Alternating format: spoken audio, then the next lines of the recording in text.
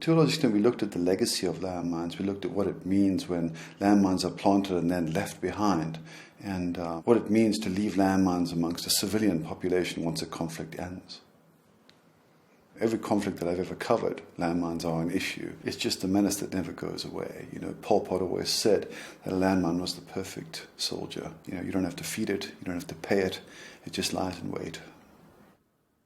There was one thing I didn't realize until then is that landmines is like intoxicate all your daily life. And these people, like they are surrounded by landmine field, but they have no choice because they live there to go through them.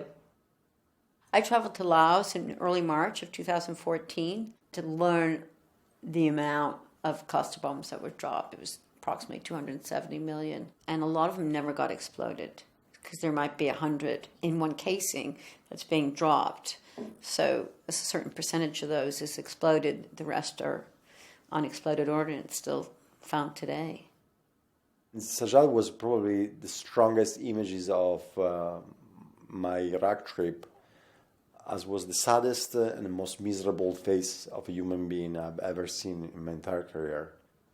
Sajjad was in the field attending his family ship with his 3 brothers. They stepped on an exploded cluster munition. Sajjad lost both of his legs. 2 of his brothers got killed. His younger brother suffered from stomach laceration. He couldn't play with his fellow kids. I mean, he couldn't go to school. He couldn't go anywhere. He couldn't do anything. And that is the face that I've seen for most of the nights that I wasn't able to sleep after the assignment. And I think that ECRC will be able to give him back that dignity with prosthetics. And this is one of the reasons why projects in Iraq are very important to those people. It was interesting to see how important the prostheses are for them and how they can transform their life. I was impressed most. They are working in everything, you know, they are shoot repairs, they are working in the field, you know, agricultural stuff, coffee plantations. The last victim I met was Juan Ramon Lopez, and he was a combatant during the Nicaraguan Revolution.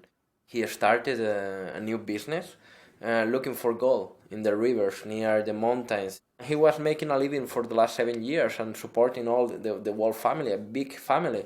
And this is what amazed me. Keep working and keep developing ideas to survive, you know. When you have that level of poverty, landmines aren't your most pressing issue. AIDS is your most pressing issue, education, agriculture.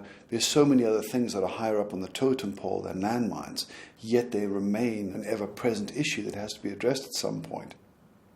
You know, it comes back to the fact that landmine, detection and the removal of landmines is incredibly labor-intensive. And one thing that I really respected amongst these people who work in this profession is the incredible patience.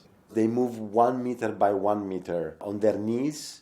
He does that for about 10 hours a day, every day, with incredible dedication and incredible efforts. I couldn't do that job. I'd have too much attention deficit disorder and I'd get blown up. So I think it takes a very specific person to work in this profession. What I learned from this experience in Iraq is that education is key. Mine awareness education programs spread around the country that will definitely prevent at least children playing around with cluster ammunition and explosive ordnance and landmines. Your average child who's just playing, a cluster munition is the size of a golf ball in most cases. A little bit bigger than a golf ball, but it's rusted, it blends in with the dead leaves and comes more to the soil, especially during rainy season. 3 mothers all agreed to be photographed. I had to say, is it okay? It's so important that I photograph you because we have to tell this story. You lost your son. And I wanted to take them back to where it happened. I think considering that they never had anybody that showed this amount of attention after their sons were killed, I think it made them quite emotional. I think they realized that someone actually really cares. One of the landmine victims we met, Zoran, told us that he founded a volleyball league for landmine victims.